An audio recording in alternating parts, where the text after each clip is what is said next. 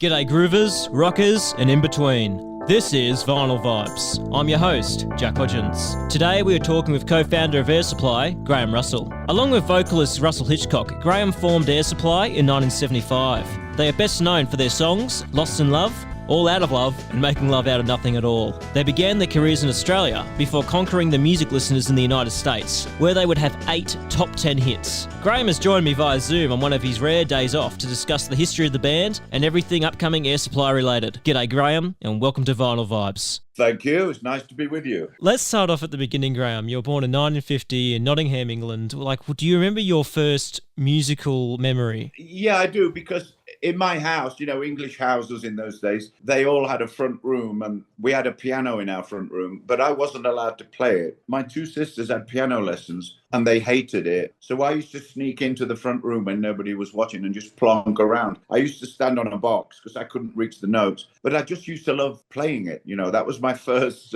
introduction. And I was fascinated by notes and the piano, from a very early age. I think I was about 7 years old then. And it wasn't too long after that, like when you were 11, when you wrote your first song. I think it was called The Rockin' Feeling or something like that. Do you remember writing that song? Like, was it on the piano? You wrote it on the guitar? Like, yeah, take me through that. It was on the guitar, yeah.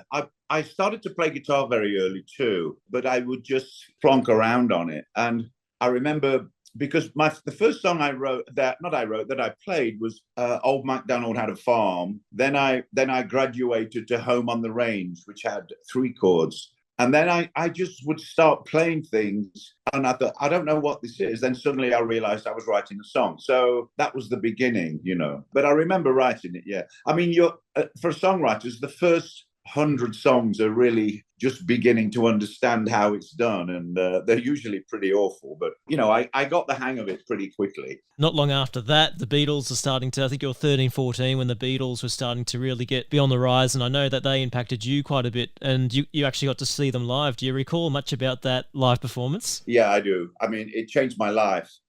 Because I was writing a lot of songs before I saw them, and I was a Beatlemaniac, as most of England was in '64. And then when I got to see them, everything changed, and a switch went off in my brain and said, "Oh wow, this is what I want to do." It makes sense. But it's hard to describe. And I know there's a lot of great artists these days, but in those days, nobody had done anything like what the Beatles were doing. I mean, it was pandemonium.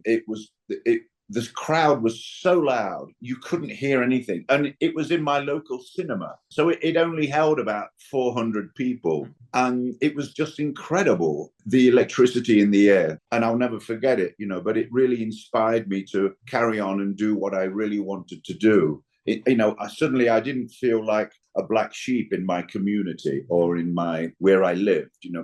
Wanting to be a musician in 1964 or a songwriter for it was like the weirdest thing anybody had ever heard. You normally got a regular job, had an apprenticeship, or went down the pit, or became a policeman or whatever. But I didn't want to do any of that. So then at that point, after seeing the Beatles, things made sense, and I began to get on the right track. How did they impact you mentioned your writing songs before that. I mean, after seeing that, like the Beatles and like listening to their music, how did your process in songwriting change? Did it change at all? I don't think it changed. I just understood it a lot more.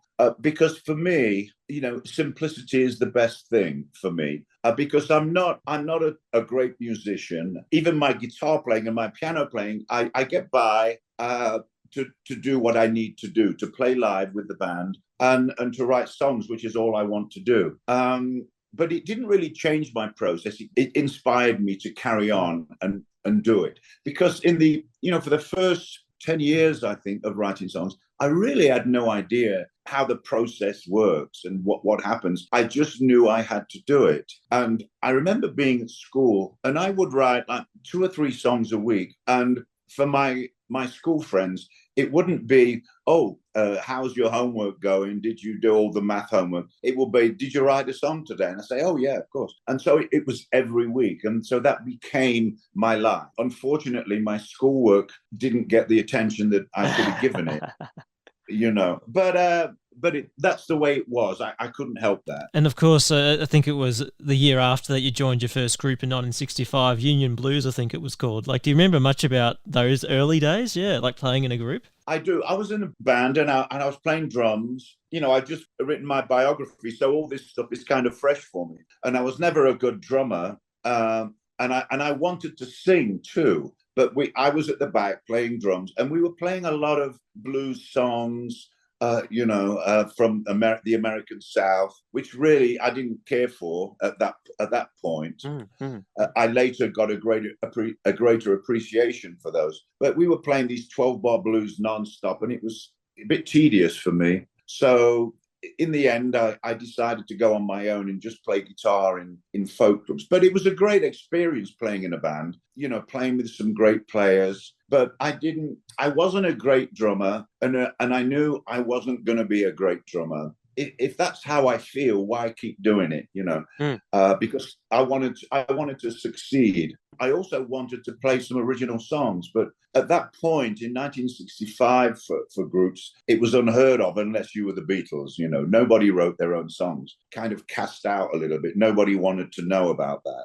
Not till later. When you were 18, a few years after that, you moved to Australia in 68, and I was kind of thinking, like, how different was the music scene in Australia to the UK at the time in 68? It was very different.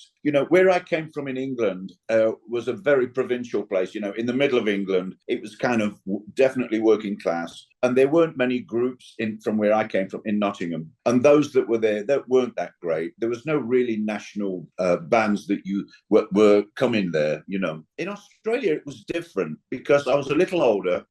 Once I got there, I started to look around for musicians, and I was advertising, who was around. And I met some great musicians and played with them. I was still playing drums. I played with some great people like Rob McKenzie and Tim Partridge. Oh, I'm sure you don't know, but they were pretty serious. They were at the top of their class at that time. And but I was still playing all these 12-bar blues things, and I thought, oh no, I don't want to do this anymore. So I stopped, Plus the band wasn't going anywhere. We were doing shows occasionally in Melbourne, in pubs and stuff. And I thought, no, I don't want to do this. So I really began to think about playing on my own with guitar and playing my own songs. And that's what I started to do in folk clubs in Melbourne. And I loved it. I was getting $5 to play a set at Trainer's Folk Club in Melbourne. But there were other people like me that were kind of folky. So I got to know them, but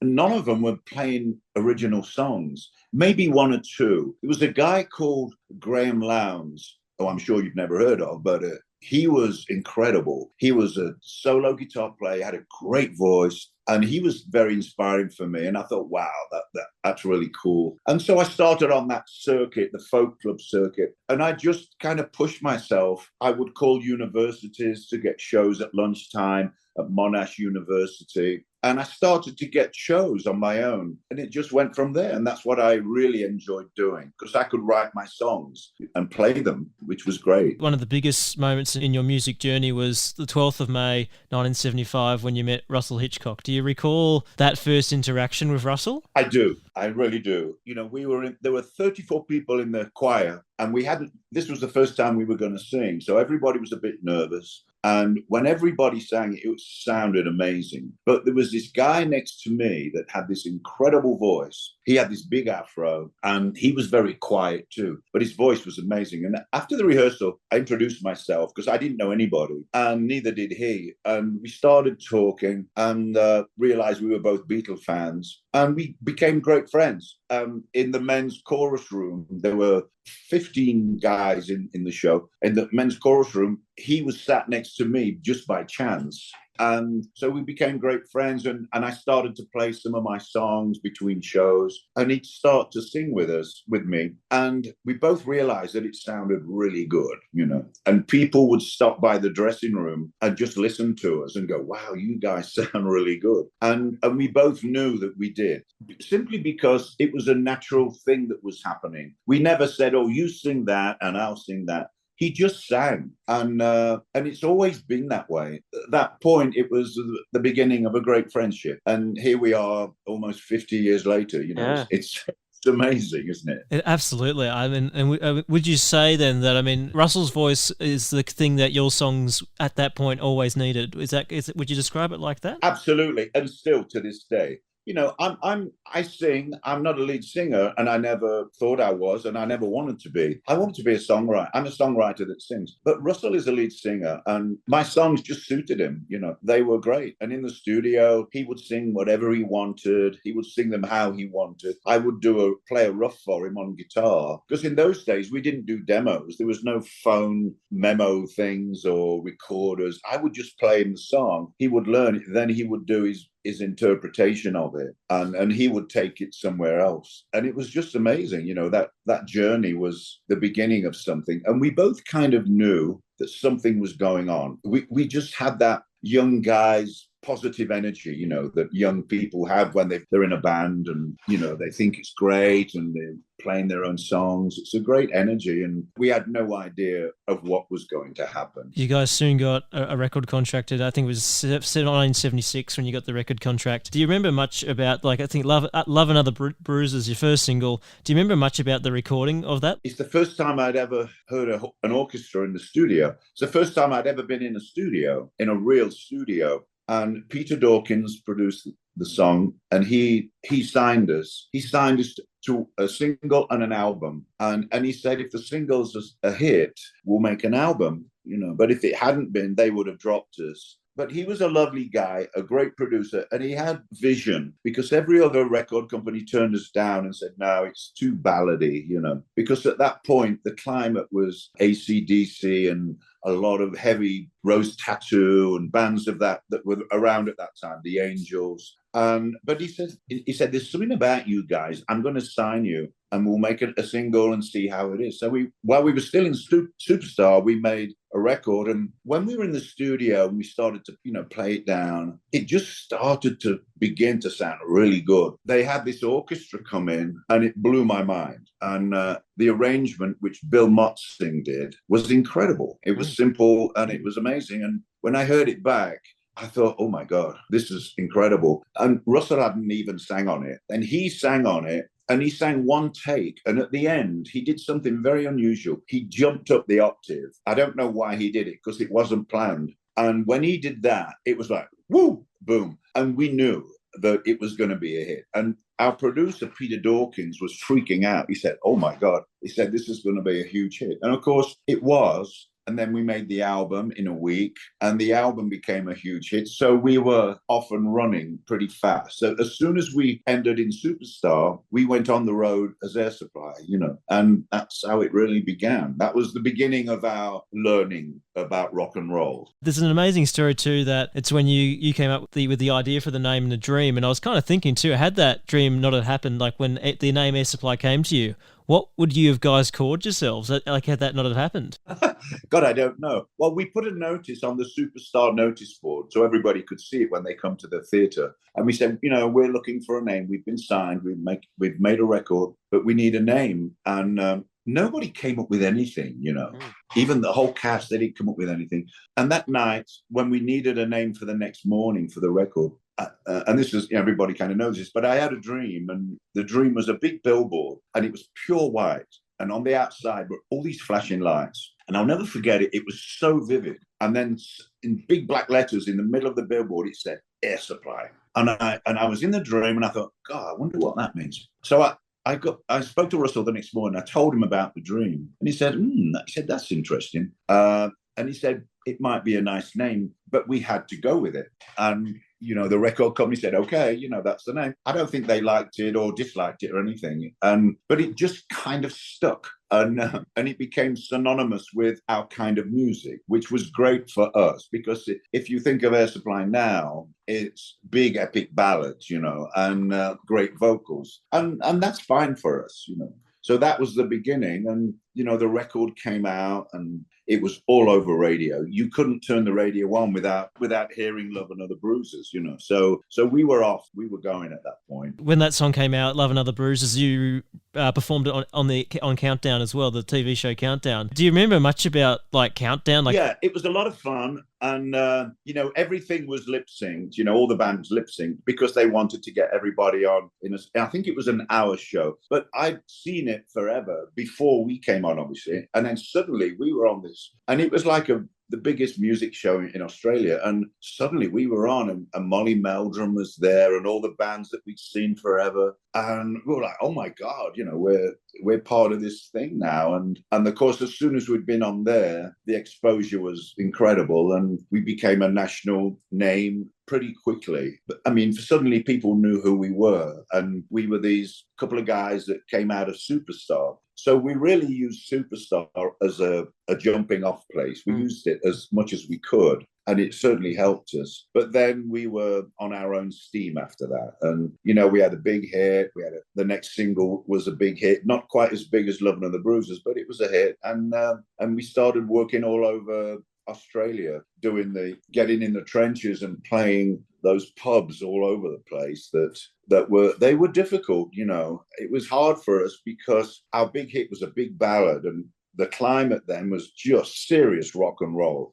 I think Australia's always been famous for that. There were some great bands, as I said, Midnight Oil, the Angels, Rose Tattoo. They were great, and we were on the same bills as these guys. Because in those days, you did 2 or 3 shows a night in different places because you had to make any money. And, you'd come in with your gear, get it thrown up in about 10 minutes, and you'd play an hour set, then you'd go somewhere else. But it was a great training ground for us. It was a great learning experience, playing with these other artists, learning how to get into a show, get your gear set up in 10 minutes and play. There was no sound checks. It was a great learning curve, and we met some great people, and we learned our craft, because before that we didn't know anything. We were as green as grass. We've always thought that in Superstar we learned all about theatre, but then we began to learn about being in a rock and roll band, and that was a great experience for us. It was invaluable.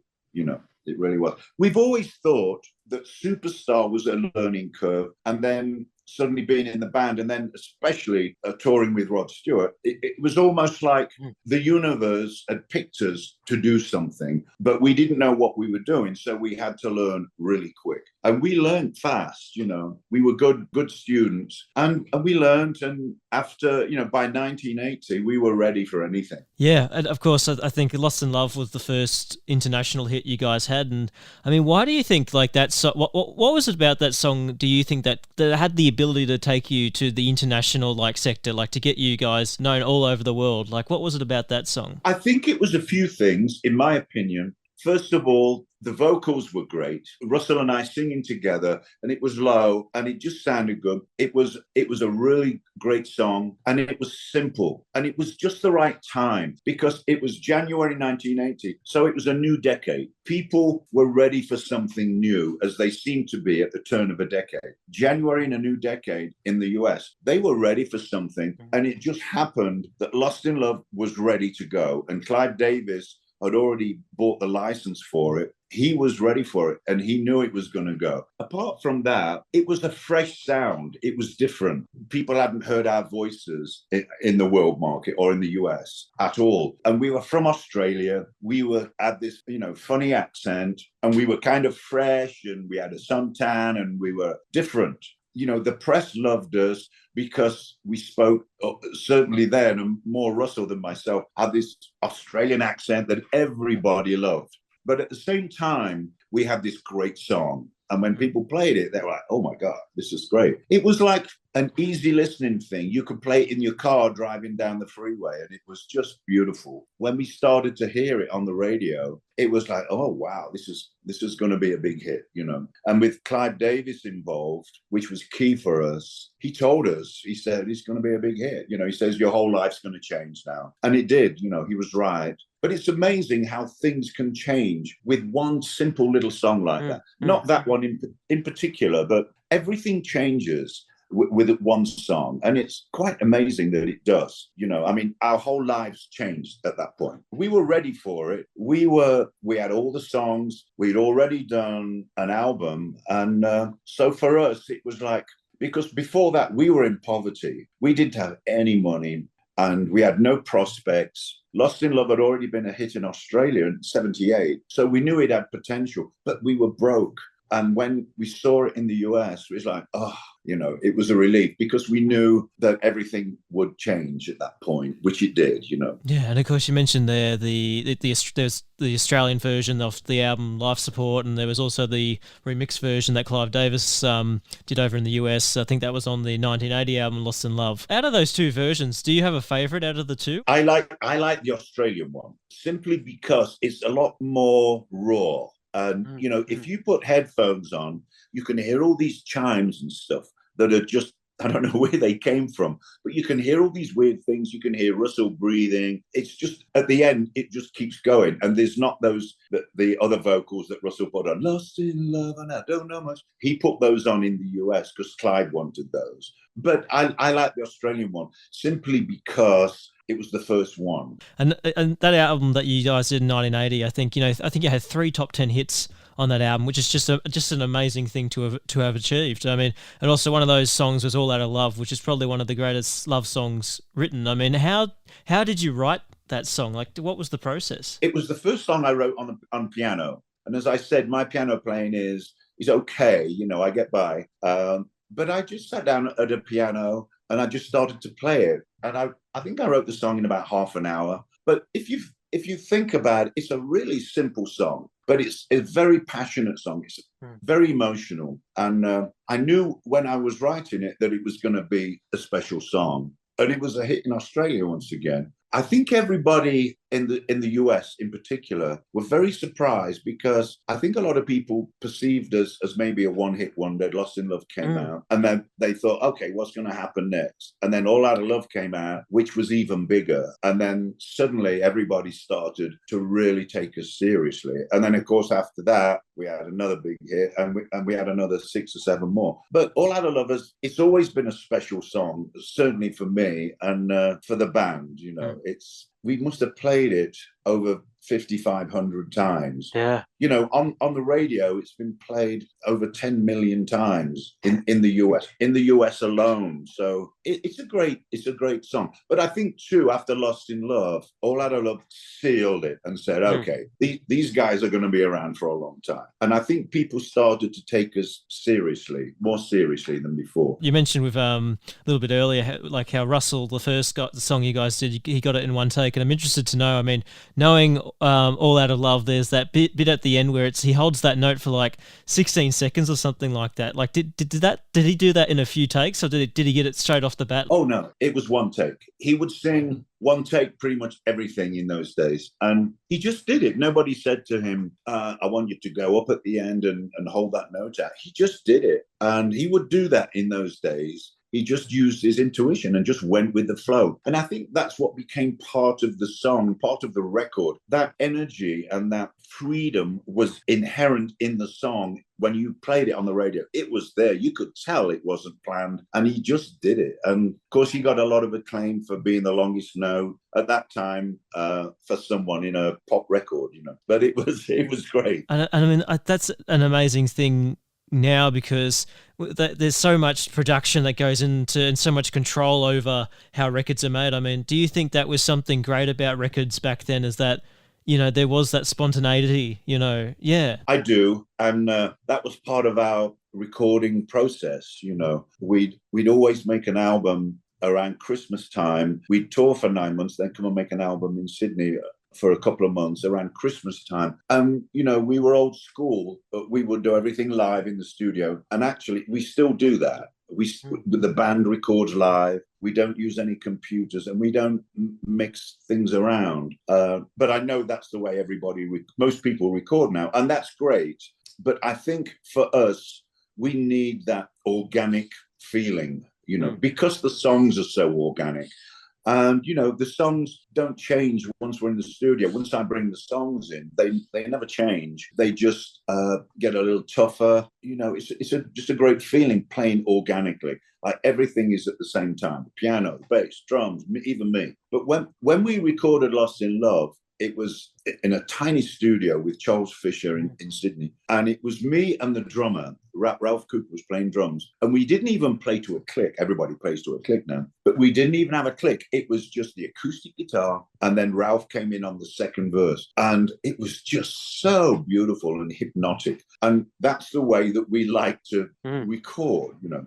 But I think these days people don't have that luxury of doing that. They want to do things one at a time, or play the piano, then play the bass, then do this. And that's cool, you know. But for us, it wouldn't work for us. The songs wouldn't lend themselves to that. We can't chop things around. I wouldn't like to do that, you know. And of course, with that international success, I mean, I think it's cool that when you guys were touring, you were touring places that a lot of bands at that time weren't touring, like China, Korea, Vietnam. How did those audiences react and engage with your songs? Like, was it different country to country? Like, yeah. It was, and they already knew who we were, obviously, but we wanted to go to places that nobody had been before. And but when we got there, they all knew the songs, but a lot of the places we played weren't allowed to clap until they were told to. Like in Japan, for instance, they had traffic lights on the side of the stage, and after a song, it would be green and you could clap.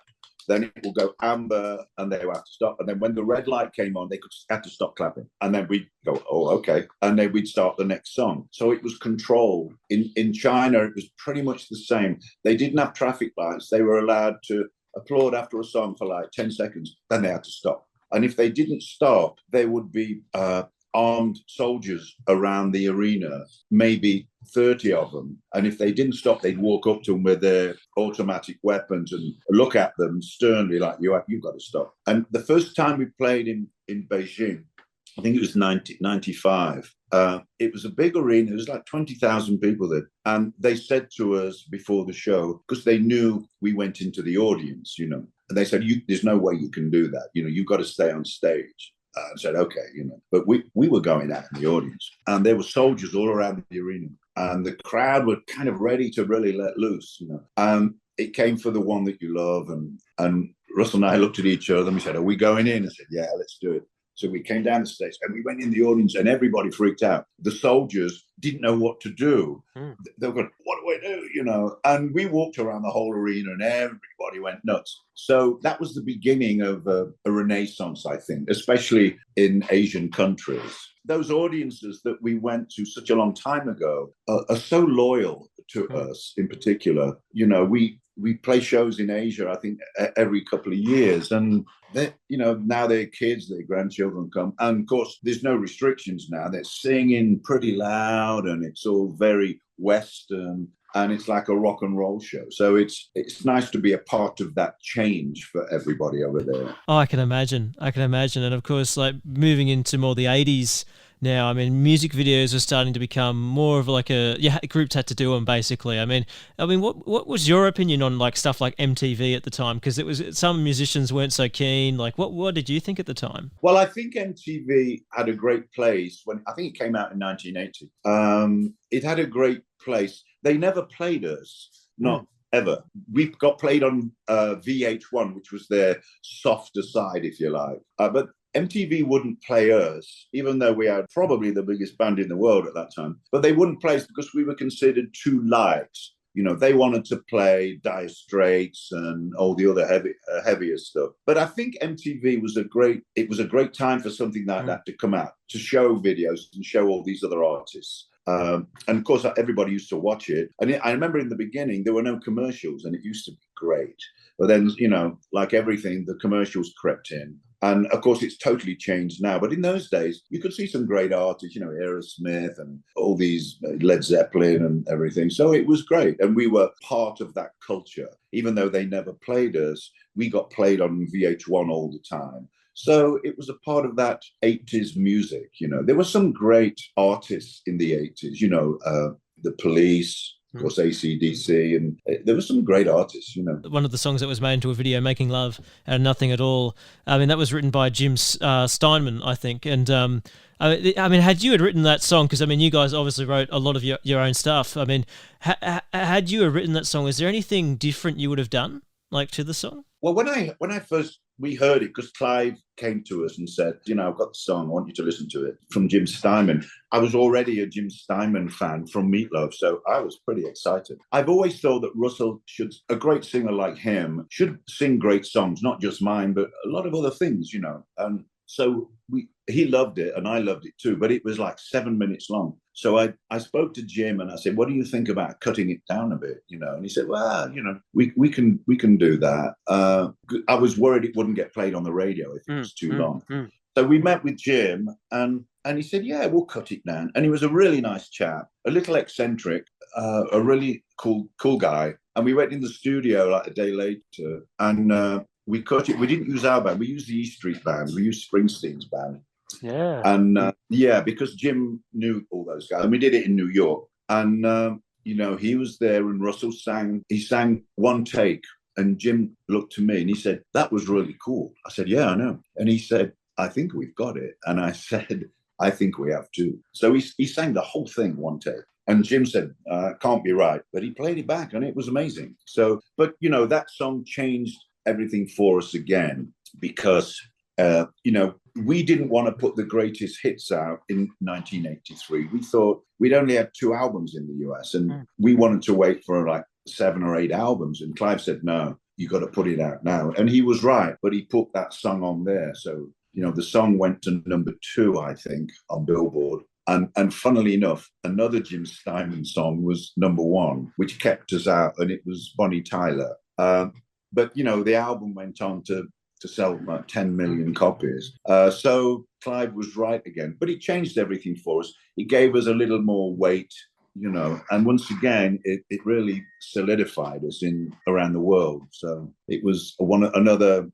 great thing that happened to us, Talking about the band's most recent single, Be Tough. I was listening to it, and I think it came out December 2022. I wanted to ask you this because I was listening to it, and for me, as the listener, the song kind of, I don't know, and you can correct me on this, if what you were trying to achieve as the songwriter, but as the listener, it kind of seems like the song is more about resilience than toughness, and it's kind of like, and there's also a bit of like understanding that we're also all human at the end of the day. How right am I on that to what you were trying to convey? You are right, yeah. And actually, we're making a new album. That's not going to be on the album, actually. We just put that out. But you're right. As I was writing the song, those 2 words came into my mind and I couldn't shake them. It said, be tough. And then I thought, wow, that's a really weird title for a song. And it's a weird theme. The word tough, you don't hear in love songs. But I thought, no, it's got to be that. So I had to create things around that. But you're right. It's sometimes you've got to be tough in life,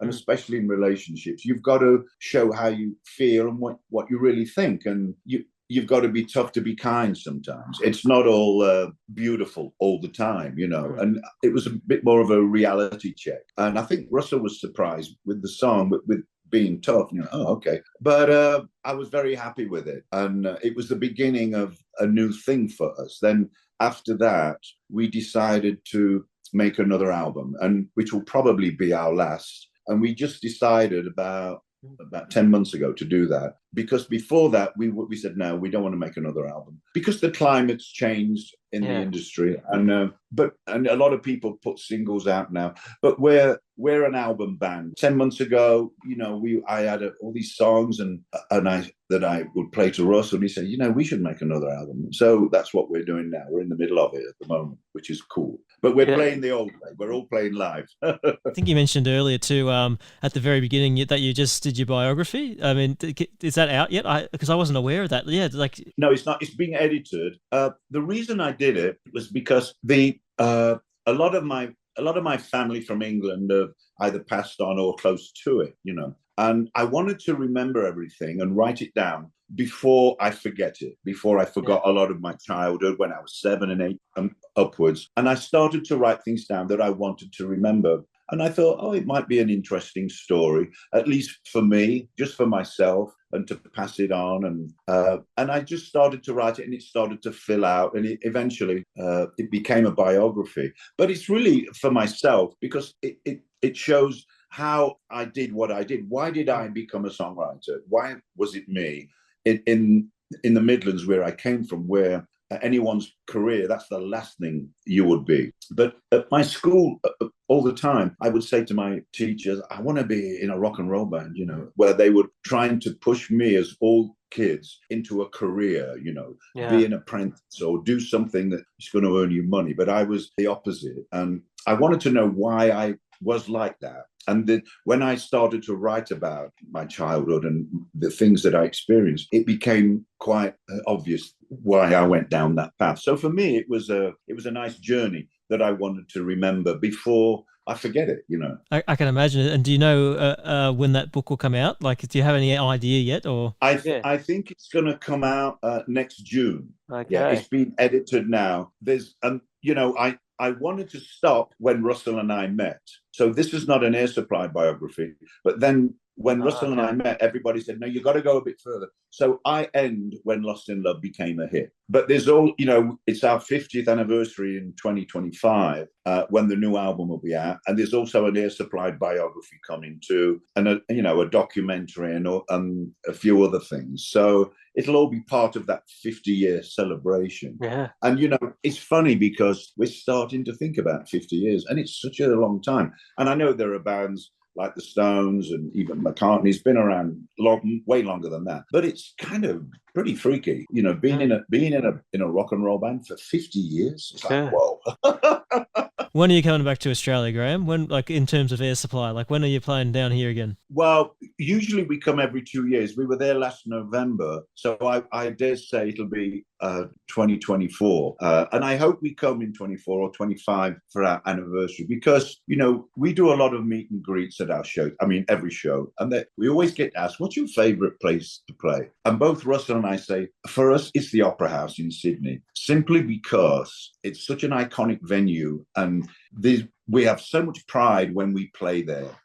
Because it's where we began. And, we've always said we're an Australian band, and we're very proud of that. So to come back to Australia means so much to us. And I know it's a long time, but people still remember us there. And we're very proud of what we've achieved and what we've done, because it should have happened to any thousand of other bands, that really know what they're doing. But it happened to us, Well, Graham, I want to thank you so much for making the time today. It's been absolutely great talking with you. Oh, thank you so much, Jack. It's been a great pleasure. Thank you. That was co-founder of Air Supply, Graham Russell. To check out upcoming tours, music, or any Air Supply related content, you can head to their website at airsupplymusic.com.